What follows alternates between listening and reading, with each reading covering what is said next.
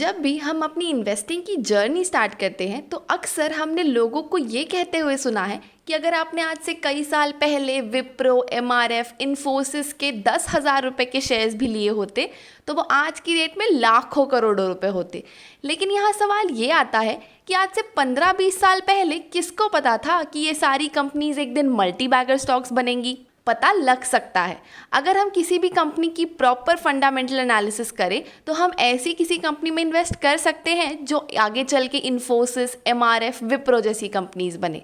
Hello everyone, welcome back to our series on stock market concepts. मैं हूं कीर्ति और आज हम बात करने वाले हैं फंडामेंटल एनालिसिस के बारे में कि आखिर ये होता क्या है और कैसे किसी कंपनी का हम फंडामेंटल एनालिसिस कर सकते हैं।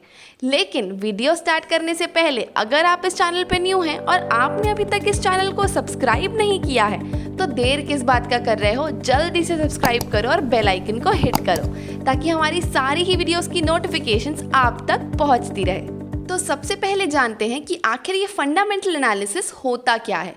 तो ये एक प्रोसेस है जिसके थ्रू हम कंपनी के बेसिक वर्क मॉडल को समझते हैं। मतलब इसमें हम ये एनालाइज करते हैं कि किसी पर्टिकुलर कंपनी का मेन काम आखिर है क्या, वो रेवेन्यू किससे कमाती है, वो चलती कैसे है। और इस दुनिया में कोई भी वैल्यू इन्वेस्टर हो उसे एक चीज़ की चिंता हमेशा रहती है कि क्या वो किसी कंपनी को महंगे में खरीद रहा है या सस्ते में। क्योंकि किसी भी सामान जैसे कि टीवी हो या कोई ग्रॉसरी का सामान, इनकी तो एमआरपी डिसाइडेड होती है बट स्टॉक्स की एमआरपी नहीं होती, वो हमें करंट मार्केट प्राइस पे अवेलेबल होती है। तो फंडामेंटल एनालिसिस हमें ये एनालाइज करने में हेल्प करता है कि अभी स्टॉक की जो प्राइस चल रही है वो क्या फेयरली वैल्यूड है या नहीं। सपोज अगर हम अभी रिलायंस इंडस्ट्रीज के करंट शेयर प्राइस देखें तो वो है अराउंड 2000 रुपीज़, बट क्या ये प्राइस इस स्टॉक को खरीदने के लिए सही है, ये हमें फंडामेंटल एनालिसिस करके ही पता चलेगा। अब ये प्रोसेस के थ्रू एनालाइज करने के लिए हमें ये जानना बहुत ज़रूरी है कि कंपनी चलती कैसे है, कैसे ऑपरेट करती है, वो जिस इंडस्ट्री में है उसका क्या स्कोप है, एंड और भी बहुत सारे सवालों के जवाब ढूंढने होते हैं। तो ये सारे ही सवालों के जवाब तो आज हम इस वीडियो में कवर करेंगे ही, लेकिन उससे पहले ये जान लेते हैं कि आखिर फंडामेंटल एनालिसिस करना इतना ज़रूरी क्यों है। तो इसे हम एक सिंपल से एग्जाम्पल से समझते हैं। मान लो आपको मार्केट में जाके एक पेन खरीदना है, दुकान वाला आपको वो पेन 50 रुपये में दे रहा है, तो क्या आप उसे परचेज करोगे? और वैसे ही सेम पेन अगर आपको 10 पैसे में मिले तो यहाँ क्योंकि आपको ये बहुत अच्छे से पता है कि एक पेन की प्राइस ज़्यादा से ज़्यादा 10 रुपये या 20 रुपये होगी, तो अगर आपको पेन डिस्काउंट पे मिल रहा है या फिर प्रीमियम प्राइस पे मिल रहा है तो दोनों का ही कोई ना कोई एक वैलिड रीज़न ज़रूर होगा जिसके लिए दुकान वाला उसकी इतनी कीमत बता रहा है।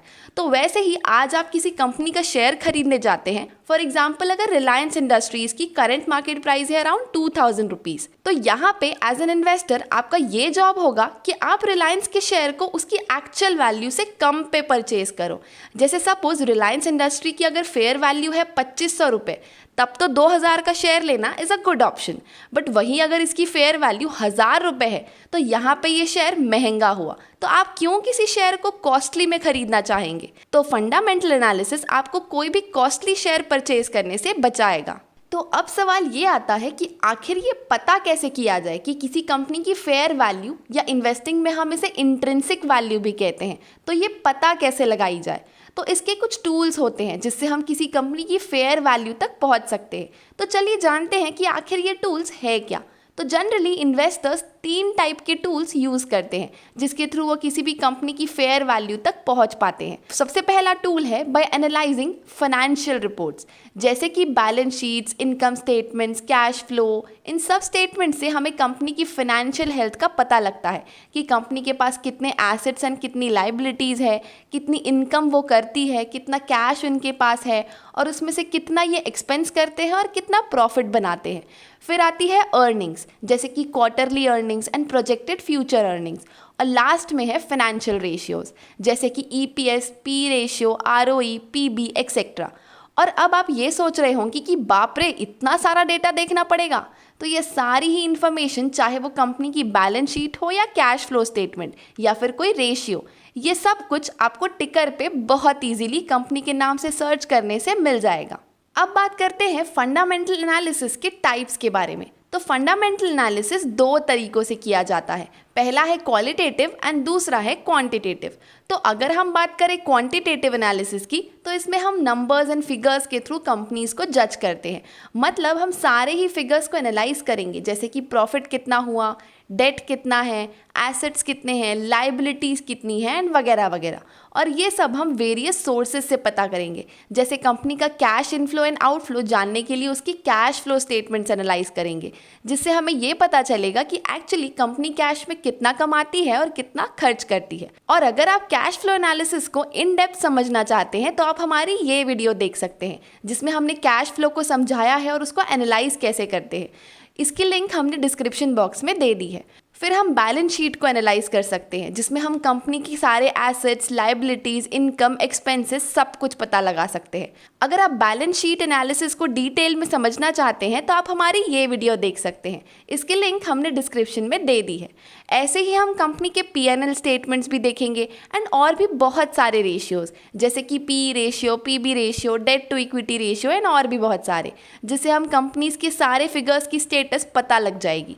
और जैसा कि आप जानते हैं कि आपको कंपनीज का ये सारा डेटा आपको टिकर पे मिल जाएगा। अब बात करते हैं क्वालिटेटिव एनालिसिस की। तो इसमें हम सारे ही नंबर्स एंड फिगर्स के अलावा बाकी सब कुछ देखेंगे। बेसिकली हम कंपनी की क्वालिटी देखेंगे, जिसमें हमें उस कंपनी के कोर बिजनेस मॉडल को समझना होगा कि वो अपने कस्टमर्स को क्या प्रोडक्ट्स एंड सर्विसेज ऑफर करते हैं, उनकी मार्केट में कितनी डिमांड है।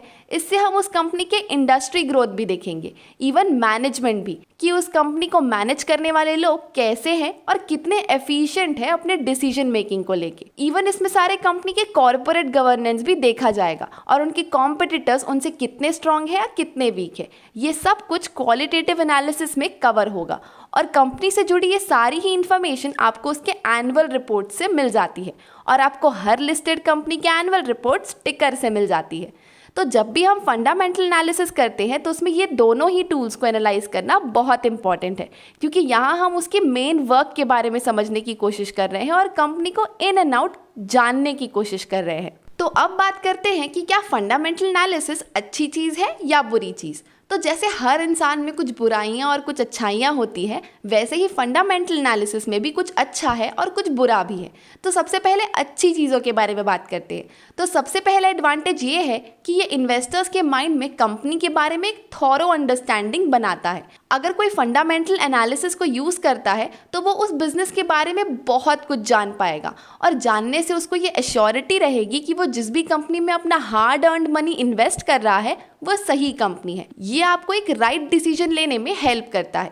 सेकेंड एडवांटेज है कि क्योंकि आप कंपनी के बारे में पूरा इन एंड आउट जान लेते हो, तो अगर उस कंपनी में कोई भी ऐसी चीज़ है जो गलत है तो वो आपको तुरंत पता लग जाएगी, और अगर कंपनी में पोटेंशियल है आगे बढ़ने की तो वो भी आपको समझ आ जाएगा। थर्ड है कि फंडामेंटल एनालिसिस के थ्रू आप किसी भी अंडररेटेड कंपनीज ढूंढ पाते हैं जो लोगों की नज़र में तो नहीं होती लेकिन बहुत वैल्यू होल्ड करती है। जैसे हमने स्टार्टिंग में समझा था कि आज से 15-20 साल पहले किसी को नहीं पता था कि MRF, विप्रो इतनी बड़ी कंपनीज बन जाएगी, बट अगर उस टाइम पे किसी को ये अंडररेटेड कंपनीज मिली रही होंगी तो वो आज की डेट में लाखों का वेल्थ क्रिएट कर चुका होगा। अब बात करते हैं फंडामेंटल एनालिसिस के ड्रॉबैक या डिसएडवांटेजेस के बारे में। सबसे पहला डिसएडवांटेज ये है कि ये बहुत टाइम कंज्यूमिंग प्रोसेस है। इसमें क्योंकि इतना कुछ पढ़ना और एनालाइज करना होता है कि कभी कभी ये बहुत ज़्यादा टाइम कंज्यूमिंग हो जाता है कि इतना सारा पढ़ो, समझो, एनालाइज करो और फिर जाके कहीं कोई डिसीजन लो। सेकंड सबसे इम्पॉर्टेंट ड्रॉबैक जो सच में परेशानी देता है वो है अलग अलग इंसान की अलग अलग एजम्पशंस एंड इंटरप्रिटेशन। सपोज अगर मैं और आप सेम कंपनी को एनालाइज कर रहे हैं तो ऐसे केस में ये पॉसिबल है कि कंपनी को लेके मेरी इंटरप्रिटेशन अलग हो और आपकी अलग। हो सकता है कि पूरा एनालिसिस करने के बाद मुझे कोई कंपनी 100 रुपये के शेयर प्राइस में कॉस्टली लगे but at the same time आपको सस्ती लगे। अब ये तो वक्त ही बता पाता है कि फिर आपका एजम्पशन सही निकलेगा या फिर मेरा। थर्ड है कि कभी कभी इंसान अपनी मेंटालिटी या इमोशंस को कंट्रोल नहीं कर पाता, और अगर उसने सही कंपनी एनालाइज कर भी ली और उसमें पोटेंशियल भी है तो भी वो 10 लोगों से पूछ के या फिर मार्केट के बुल या बियरिश ट्रेंड को देखते हुए उसे बाय नहीं करेगा, और इसके चलते वो एक अच्छी कंपनी को रॉन्ग टाइम पे बाय कर सकता है या फिर नहीं भी बाय कर सकता। जैसे कि किसी भी इन्वेस्टमेंट स्ट्रैटेजी की तरह फंडामेंटल एनालिसिस भी ये गारंटी नहीं देता कि स्टॉक मार्केट से आपको इतना रिटर्न तो गारंटीड मिलेगा। इतना रिसर्च एंड एनालिसिस करने के बाद भी हो सकता है कि आपका डिसीजन गलत हो जाए। बट अगर हम अपने पोर्टफोलियो में 10 स्टॉक्स भी रखते हैं और अगर उसमें से कोई 1 या 2 भी मल्टी बैगर निकलते हैं तो एक बहुत अच्छा वेल्थ क्रिएट हो सकता है, इवन अगर बाकी के कुछ स्टॉक्स मॉडरेट रिटर्न्स दे तो भी।